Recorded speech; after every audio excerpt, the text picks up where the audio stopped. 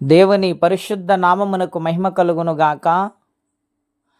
ప్రియులారా, ప్రభునామన మీ అందరికీ వందనములు. ఈరోజు ప్రత్యేకమైన రోజు, విశ్రాంతి దినము, పునరుత్థాన ఆరాధన.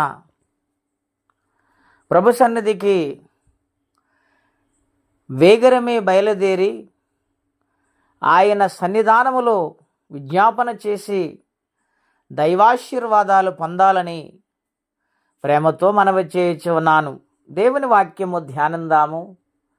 95వ కీర్తన 7వ వచనం.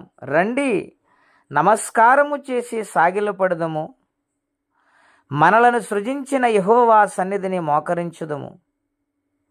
నేడు మీరు ఆయన మాటను అంగీకరించిన ఎడల ఎంత మేలు.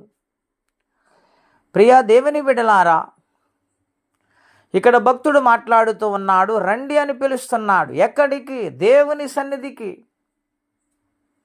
ఆయన సన్నిధానమునకు ఎవరైతే వస్తారో, ఆయన సన్నిధానమునకు ఎవరైతే వేగరమే సన్నిధిలో ప్రార్థించగలుగుతారో, ఆయన సన్నిధిని గౌరవించగలుగుతారో, ఆయన సన్నిధానములో లోబడి జీవిస్తారో, అటువంటి వారిని దేవుడు ఎంతో ఆశీర్వదిస్తున్నాడని భక్తుడు అంటున్నాడు. రండి, దేవుని సన్నిధికి వచ్చి ఆయన సన్నిధానములో సాగిలపడండి. సాగిలపడటము తగ్గింపు జీవితానికి గుర్తు కదండి. అబ్రహాము సాగిలపడి ఉండగా దేవుడు ఆయన్ని ఆశీర్వదించాడు, వాగ్దానము చేశాడు. వాగ్దాన ఫలాలు అబ్రహాము గారు పొందుకున్నాడు. నేల మట్టుకు వంగి నమస్కరించాడు. తనకు తాను తగ్గించుకున్నాడు గనుక దేవుడు ఆయన్ని హెచ్చించాడు.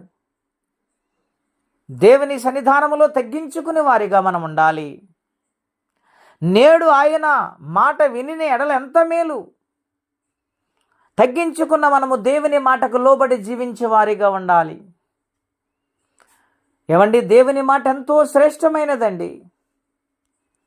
గనుక దేవుని మాట విన్నవారు ఎన్నటెన్నటికైనా గొప్పవారే.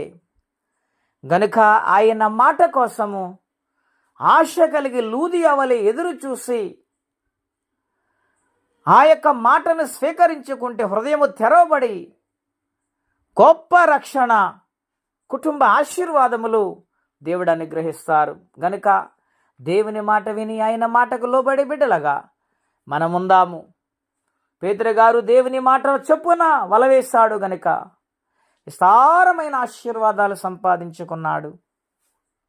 ప్రియా దేవుని బిడలారా, ఉదయ కాల సమయంలో దేవుని మాట వినేవారుగా మనము తీర్మానము చేసుకొని ఆయన సన్నిధానములో జీవిందాము.